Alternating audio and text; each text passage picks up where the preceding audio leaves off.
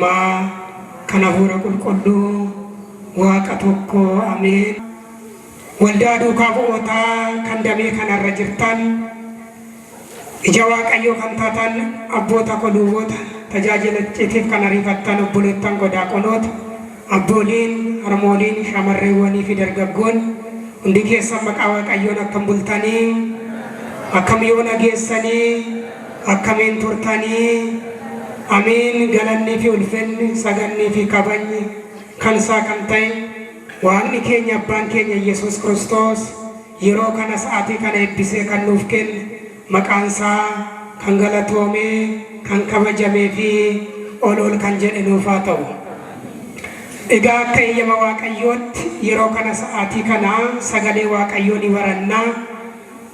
Barumsi keenya kan amma barannu wangeela Yohaannis qulqulluu boqonnaa 5 lakkoofsa 7 kan jiru guyyaa har'aa kana kan ilaallatu akka mana amantaa keenyaattis sanbata arfaffaa kan ta'e yookiin Matsaabuu jedhamee kan beekamu eegga soomni guddaan kun seenaa kitaaba kanarra jiru ilaaluudhaan ni barannaa. Mata dureen barumsa keenya akkas jedha, nama hin qabu jedha. Mee nafaana jedhame nama hin qabu. Egaa waaqayyoon keenya gooftaan keenya Yesuus Kiristoos sagalee kanarra bulee anaanis akka na barsiifatu isiniinis akka gorfatu fedha isaaf jaalala isaa nuuf haa ta'u. Wangeela qulqullicha Yohaannis boqonnaa 5 lakkoofsa 1 jalqabee akkas jedha. Ayyaana Ayihudootaatu ta'e ture jedha. Yeroo kanatti gooftaan keenya Yesuus Kiristoos gara Yerusaalemitti bahee ayyaana warra Ayihudootaa kanatti argamuudhaan ayyaana warra Ayihudootaa kana kabajuudhaaf gooftaan keenya fayyisaan keenya Yesuus Kiristoos gara Yerusaalemitti bahee jedha. Uumaan keenya gooftaan keenya Yesuus Kiristoos gara Yerusaalemiin akkuma deeme gara qe'ee keenya, gara jireenya keenya, gara hojii fi gaa'ila keenya, gara maatii keenyaatti akka dhufu fedha isaaf jaalala isaa nuuf haa ta'u. Egaa yeroo kana naannoo cuuphaan tokkotti raawwatamu yookiin immoo bakka saballi tokko jiru namoonni hedduun bakka sanatti walitti qabamanii jiru jedha. Yeroo inni gara Yerusaalem dhaqu gara Yerusaalemitti yeroo inni bahu naannoo cuuphaan itti geggeeffamu bakka bishaan tokkotti karri 5 kan ta'e karaan seenaniif karaan ba'anii balbala 5 kan qabdu naannoo kanatti namoonni hedduun walitti qabamanii jiru ture jedha. Isaanis dhukkuba adda addaa kan qaban, rakkina adda addaa kan qaban, dhiphina adda addaa kan qaban, hir'ina adda addaa kan qaban namoonni hedduun isaanii, namoonni danuun isaanii bakka cuuphaan kun itti geggeeffamu yookiin bakka saballi kun jiru naannoo sana jiru ture jedha kiristaanota. Kanneen kan qaamni isaanii goge, kanneen kan qaamni isaanii dhiite, kanneen kan ija hin qabne, akkasumas kan qaamni isaanii lallaafii yookiin laamsha'ee kan jiruu fi iji isaanii kan hin agarrellee namoonni dhukkubsattoonni hedduun naannoo sabala sanaatti marsaniitu, naannoo bishaan sanaatti marsaniitu jiru ture jedha kiristaanota. Egaa yeroo seenaa kana ilaallu, yeroo kitaaba qulqulluu kanarra waa'ee Matsaabuu yeroo ilaallu guyyaa har'aa kana namichi waggaa 38 sireerra ciisee akka tukaanii sireetti qabatee qaamni isaa laamsha'ee akkasuma humna dhabee waggaa 38 guutuu fayyina dhabuudhaan, furmaata dhabuudhaan rakkachaa fi gidira keessa kan ture namichi tokkos bakka sana ciisa ture jedha kiristaanota. Kan gargaarsa dhabe, kan nama dhabe, kan furmaata dhabe akkasuma bakka ciisu sanatti namni ol qabee nama kana gargaaruu fi kunuunsu akkasuma rakkina isaatiif illee furmaata kan laatuuf nama tokko illee of biraa dhabee jedha namichi dhukkubsataan kun kiristaanota. garuu barri bararraan geeddarame yeroo irraan jijjiirame halkanii guyyaan geeddarame gannaa fi bonni geeddarame birraa fi artaasaan irratti jijjiirame waggaa 38 guutuu bakka sabalaa sana ciisa ture furmaata dhabuudhaan maatiin isaa sajibbanii hiriyoonni isaarra baqatanii ollaan isaa gaafachuu didanii akkasuma furmaata adda addaa dhabuudhaan waggaa 38 guutuu sireerra ciisee bakka sabalaa sana fayyina barbaachuudhaaf obsaatiin bakka sabala sanaa ture jedha. Anaaf sini waggaa 38 miti guyyaa tokko otoo mataan nu dhukkube, guyyaa tokko otoo garaan nu dhukkube, guyyaa tokko otoo rakkina tokko nu mudate obsa qabnaa laata kiristaanota. Guyyaa tokko fayya jedhee, guyyaa tokko seenaan kun jijjiirama jedhee namichi kun guyyaa tokko qixa namaan ta'a jedhee hiriira namaa wajjinan hiriira hiriyoota koo wajjin jedhee abdiidhaan bakka sabalaa sana bakka cuuphaa sana ciisa ture namichi Matsaaguu jedhamu kun. Namoonni hedduun isaanii ergamaan dhufee yeroo sabala sana eebbisu ergamaan Waaqayyo biraa ergamee sabala sana yeroo inni baarraku namni jalqaba ka'ee utaalee sabala sana keessa seenee dhukkuba isaarraa bilisa ta'ee gala ture jedha kiristaanota. Ilaala bakka sabalaa ergamootatu marsee jira. Bakka sabalaa qulqullootatu marsee jira. Bakka sabalaa ergamoonni Waaqayyoo achitti walitti qabamanii sabala eebbisu waan ta'eef jechaadha. Sabalarra hafuura Waaqayyoo bulee jira. Sabalarra humna Waaqayyoo bulee jira. Sabalarra fayyina Waaqayyoo bulee jira waan ta'eetiif bakka cuuphaa sanatti bakka sabala sanaatti namoonni hedduun marsanii haa jiraatan malee namni jalqaba dhaqee gara sabala sanaatti seene dhukkuba kamiyyuurraa akka jabana kana dhukkuba hammaataa jedhamee akka HIV dhukkuba koronaa kan jedhamu baay'ina dhiigaa, hir'ina dhiigaa, dhukkuba garaachaa, dhukkuba kalee, dhukkuba sombaa, dhukkuba adda addaallee yoo ta'e namni jalqaba bakka sabala sana ergamaan yeroo eebbisee ka'u achi seenu dhukkuba isaa kamirraayyuu bilisa ba'aa ture. Garuu namichi Matsaaguu jedhamu kun namichi dhukkubsataan kun waggaa 38 guutuu bakka sabalaa sana haa ciisu iyyuu malee namni sireerraa kaasee itilleerraa kaasee yeroo ergamaan dhufee sabala sana eebbisu sabala sana keessa seensisu nama tokkollee hin dhabe jedha kiristaanota. Anaaf sin nama qabnaa laata? Bita keenyaan namni jira, mirga keenyaan namni jira, ollaan keenyaan namni jira, hiriyoonni keenya namni jira, firri keenya nama qabnaa laata kiristaanota. Anaaf sini gaafa rakkanne, gaafa dhiphanne, gaafa gaddine, gaafa kufne, gaafa qabeenya dhabne, gaafa fayyaa dhabne nama qabnaa laata kiristaanota. Anaaf sini gaafa nutti tole malee, gaafa nutti miidhage malee, gaafa qarshii qabnu malee, gaafa gammachuu keenya malee, gaafa gadda keenya nama qabnaa kiristaanota. Gaafa dhukkuba keenya nama qabnaa, nama nu cina dhaabbatu, sinii jira nama jedhu, sin gargaara nama jedhu, sin dabarsa sin ceesisa nama jedhu, irrakkatiini Waaqa wajjin ani sii jira nama jedhu gaafa dhiphina keenya nama qabnaa laata kiristaanota. Gaafa bal'ina ammaa, gaafa nutti tole, gaafa arganne hiriyoota baay'ee qabna, fira baay'ee qabna, maatii baay'ee qabna, kan nu marsanii jiran, kan nu faana deeman, kan sii jira jedhan nama baay'ee qabna gaafa nutti tole, gaafa qabeenya qabnu, gaafa fayyaa qabnu. Garuu inni guddaan gaafa hojii dhabne, gaafa fayyaa dhabne, gaafa rakkinni nu mudate, gaafa gaddi nu mudate, gaafa qormaanni nu mudate nama qabnaa laata kiristaanota. Matsaaguun akkas ta'e ilaala namichi dhukkubsataa kun. Yeroo kanatti gooftaan keenya fayyisaan keenya qorichi keenya Yesuus Kiristoos gara sabala sanaa dhaqee jedha. Matsaaguu dura kan turan namicha kana boodas kan turan nama waan qabaniitiif sabala sana seenanii fayyanii baay'een isaanii galaa turani. Kan isa booda turan illee sabala sana keessa waan nama qabaniif yeroo sabala sana keessa seenan fayyanii galaa turani kiristaanota.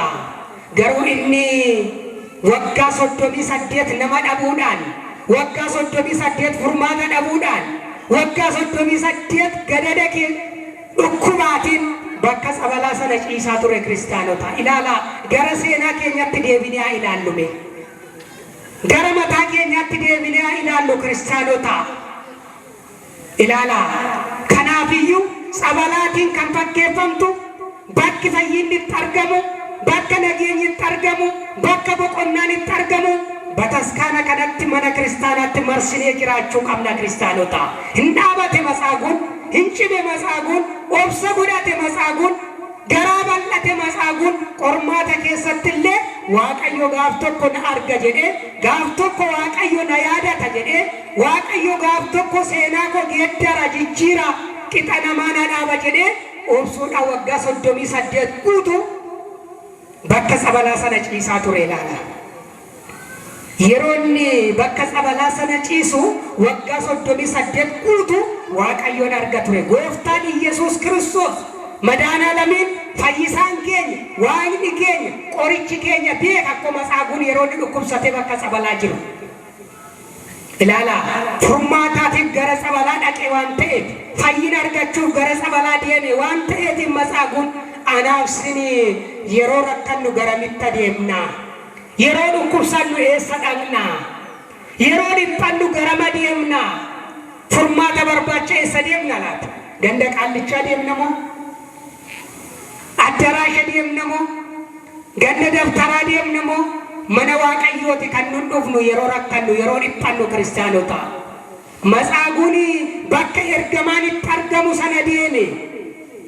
Ilaala anaaf sin gaafa rakkannu gaafa dhiphannu gaafa gaddinu gaafa furmaata dhabnu gara mana Waaqayyoo dhufuu qabna. Furmaanni kan argamu Waaqayyo qofaarraa kiristaanota. Ilaala eessayyuu taanaan furmaanni hin jiru. Waaqayyooti alatti fayyinni hin jiru. Waaqayyo ala jireenyi hin jiru. Waaqayyo ala gammachuun hin jiru. Waaqayyooti ala nageenyi hin jiru kiristaanota. Yeroo nageenya dhabnu, yeroo fayyaa dhabnu, yeroo hojii dhabnu, yeroo dhukkubsannu, yeroo gaddinu, yeroo dhiphannu gara mana Waaqayyoo dhufuutu nurraa eegama kiristaanota. Ilaala yeroo kanatti Matsaaguun naannoo sabala sanaa yeroo jirutti gooftaan keenya fayyisaan keenya Yesuus Kiristoos kallattiidhumaan gara sabala sanaa deemee jedha. Gara bishaan sanaa dhaqee jedha kiristaanota. Yeroo sanatti Matsaaguun namicha jedhamu kana achumatti argee akka inni waggaa 38 achi ture beeka. Akka inni nama hin qabne beeka. Akka inni furmaata dhabe beeka. Namoota hedduutu fayyee gale waan ta'eef kan qaamni isaanii goge, kan iji isaanii jaame, kan qaamni isaanii dhiita'e, kan miilli isaanii qaamni isaanii naafate namoonni baay'ee naannoo sana jiru ture. Innis akkuma isaanii rakkatee tajjiciisa waan ta'eef itti dhufe fayyuu barbaaddaayii jedhe. Gooftaan keenya Yesuus Kiristoos gara keenyatti akka dhufu eeyyama isaa nuuf haa ta'u kiristaanota. Gara mana keenyaatti akka dhufu, gara jireenya keenyaatti akka dhufu, gara hojii keenyaatti akka dhufu, gara gaa'ilaa fi maatii keenya qabeenya keenyaatti akka dhufu laphee qulqulluudhaan Waaqayyoon kadhachuun barbaachisaadha kiristaanota. Gara mana kootti koottu jechuu qabna. Gara gaa'ila kootti koottu jechuu qabna. Namoonni baay'ee gaa'illi isaanii nagaa kan dhabe, namoonni baay'ee qe'een isaanii nagaa kan dhabe, namoonni baay'ee maatii isaaniitti nageenyi kan dhabame gooftaan Yesuus Kiristoos waammachuun barbaachisaadha. Furmaanni kan isaa qofadha. Isa qofa. Abbaan manaa haati manaa kan waliin galle, maatiif maatiin kan waliin galle, ilmiif abbaan kan waliin galle, intallii fi haati kan waliin galle, hiriyaa firiyaan kan waliin galle, ollaaf ollaan kan waliin jaalanne, waliin tolle, waliin galle. Isa kanaatiif furmaanni maalidha? Waaqayyoodha kiristaanota. Biyyiif biyyi kan waliin galle, lagaan kan wal qoodu, qooqaan kan wal qoodu, sanyiin kan wal qoodu. Isa kanaatiif furmaanni Waaqayyoodha. Namoonni baay'ee qoricha dhiisaniif furmaata kan kennu dhiisaniif furmaata biraa barbaachaa deemaa jiru namoonni baay'ee. Kiristaanota tokkoof tokko amanuu bichaadha kan nu barbaachisu. Tokkoof tokko Kiristoosin qabachuu qofa kan nu barbaachisu. Furmaanni kana addunyaan kan jeeqamaa jirtuuf, biyyi keenya kan raafamaa jirtuuf, nageenya kan dhabdeef maalidha? Dhalli namaa Waaqayyo waan dagateefidha.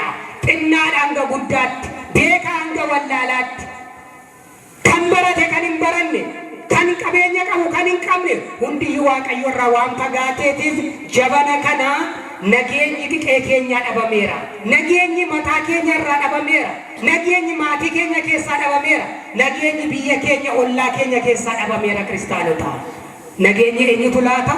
Eenyu bira nageenyi? Waaqayyo biraadha. Ilaala. Kanaafiyyuu gara Matsaaguu dhaqee gooftaan keenya Yesuus Kiristoos fayyuu barbaaddaayii jedhe. Maal gaafate? Fedhii isaa gaafate. Fayyuu barbaaddaayii hin barbaadu yoo jedhe kan barbaadu bira dhaqa waan ta'eetiif. Har'as Waaqayyo nu gaafachaa jira. Har'as Waaqayyo fayyuu barbaaddaayii jedha har'as. Yaa namicha nana fayyuu barbaadda. Yaa dubartii nana fayyuu barbaadda. Yaa dargaggeessa nana fayyuu barbaadda. Yaa dargaggeettii nana fayyuu barbaadda jedha Waaqayyo har'as. Namoonni baay'een keenya fayyina dhiibnee fayyina irraa fagaannee Waaqayyo irraa fagaannee filannoo biraa keessa jirra. Akkuma bakka sabalaa sanatti ergamaa fi Yesuus Kiristoos argame, nageenya akka argame, fayyinni akka argame mana gooftaa kee Yesuus Kiristoositti yoo dhufne foon isaa nyaachuudhaan dhiiga isaa dhuguudhaan gaabbii galuudhaan cubbuu keenya himachuudhaan fayyina kan argannu mana qulqullummaa keessaa bataskaana keessaa fayyinni kan argamu kiristaanota. Har'as fayyuu barbaaddaa yuunuun jechaa jira Waaqayyo. Fayyina barbaachuudhaaf qalbii jijjiirrachuu, fayyina barbaachuudhaaf foon Kiristoosiif dhiiga Kiristoos fudhachuu, nyaachuu dhuguu, fayyuu barbaachuudhaaf maal ta'uudha? Kan wallolee araaramu, fayyuu barbaachuudhaaf kan dafqa namaa fudhate deebisu, kan daangaa namaa dhiibe daangaa namaa dhiibuu dhiisu, kan mana qaallicha mana xanqolaa deemu isarraa deebi'u kanadha fayyuu barbaachuu. Fayyinni kan argamu yoo kana ta'edha kiristaanota. Laphee keenyatti hammeenya baanne, laphee keenyatti summii baanne, keessa keenyatti jibba baanne, keessa keenyatti jal'ina yaanne fayyinni argama kiristaanota. Hin argamu gonkuma fayyinni hin argamu. Duuba keenyaan kiristaana fakkaanne, uffannaa keenyaan nama waaqaa fakkaanne, keessi keenya garuu gurraacha taanaan, keessi keenya garuu jal'aadha taanaan, keessi keenya hammeenya qaba taanaan fayyinni jiru kiristaanota. Fooniin deddeebi'uu qofa ta'a. Bara lakkoofsisuu qofa ta'a. Maqaadhaaf kiristaana fakkaatanii deddeebi'uu qofa ta'a. Kanaafiyyuu maaltu barbaachisa? Keessa keenyaatiin sirrachuutu nurraa eegama. Har'as fayyuu barbaaddaa yiniin jedha Yesuus Kiristoos. Eenyuun ergee? Ergamaa isaa ergee, qulqulluu Mikaa'elii ergee har'as nu gaafachaa jira. Maalidha deebiin keenya? Maal jenna yeroo qulqullichi Mikaa'elii nutti dhufee fayyuu barbaaddaa nuun jedhu maal jenna nun waanaaf sin kiristaanota? Kanaafiyyuu Matsaaguun akkatti gaafatame jennaan eeyyee jedhe. Fayyuun barbaada, fedhiin qaba, garuu maalidha jedhe? Naman dhabee jedhe kiristaanota. ሰው የለኝም አለ። መዳን ይፈልጋለሁ፣ ፈውስ ይፈልጋለሁ። ነገር ግን የሚረዳኝ የሚያግዘኝ ጸበሉን መጥቶ መልአኩ ሲባርክ አስቀድሞ ጸበሉ ውስጥ የሚያስገባኝ ሰው አጣሁ፣ ሰው የለኝም አለ። ብዙዎቻችን ሰው አጥተናል። ብዙዎቻችን ወገን አጥተናል። ብዙዎቻችን አይዞ የሚለን ሰው አጥተናል። ብዙዎቻችን መድኃኒት አጥተናል። ታመን መፍትሄ አጥተናል። መፍትሄያችን ማን ነው? ማን ነው መፍትሄያችን? መድኃኒታችን ማን ነው? እግዚአብሔር ነው። ወደ እሱ እንምጣ። ንስሐ በመግባት በመጸጸት ከቂም ከበቀል ከሐሜት ከዘረኝነት ከአድመኝነት ነፃ ሆነን ወደ እግዚአብሔር እንምጣ። የእግዚአብሔር ቤተሰቦች አሁንም ገረመነ ዋቀዮት ሐሜኛ ራደባኔ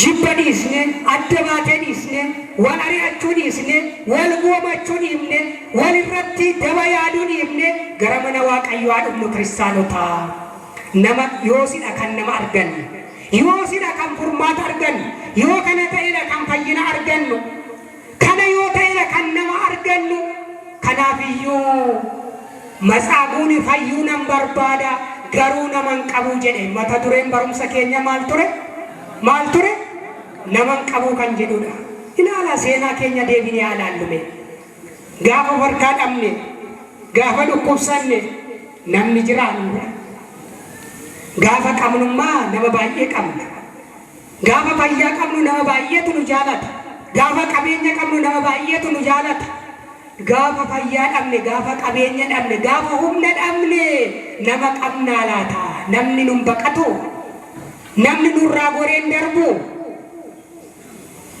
ilaalaa kiristaanota nama jechaan gaafa namni nama biraa dhibedha kan nama bira dhaabbata gaafa warqaa dhabne kan nu cina dhaabbata gaafa gaddine kan nu faana gadda sanarratti hirmaatu gaafa dhukkubsanne dhufee kan nu gaafatu gaafa daara dhabne kan daara nu baasu gaafa nyaata dhabne kan nyaata daabboo bitee nuu kennu nama jechaan kanadha. Akka keenyatti immoo akka kiristaanummaa keenyatti hojii keenyadha marakkoon hojii gaarummaa yoo qabaannedha kan fayyuu dandeenya. Amantaan hojii gaarii malee gatiin qabu kiristaanota.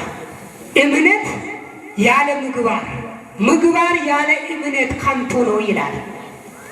ኦላ ኬኛት የሮ አማ ከነ ጾመ ከነ ኬሳ ኦላ ኬኛ ነማ ሜቃ ከኛ ተጉያ ደቤ ጅሩ ካን ፈያ ደቤ ጅሩ ከረከቴ ጅሩ ከኑ ኩርሰቴ ጅሩ ከኑም ቤምኑ ከዋቀዮ ቤኮ ኦላ ኬኛ ነማ ሜቃ ትጅራ ክርስቲያኖታ ጋፋና ዳኔ ኢላላ መጻጉኒ ከናዳኒ ነማን ደቤን ንጀ ከናፊዩ ኑኒስ ማርጎቹን ኑራ ኤገም ጋፈ መጻጉን ነመደበ ዋቀዮ ነመተኤ ፎኑ ፈቴ ዱፌቱ ማልጎድ አልጋ ከባተቁ ከይጀደ ዋቀዮ ገለኑል ፍንሳ ባታው ማልጀደኒ ነመነበ የሮን ጀዱ ፈዩን በርባደ የሮ ጀዱ ማልጀደን አልጋ ከባተዱቲ ከይጀደኒ ላላ ክርስቲያኖታ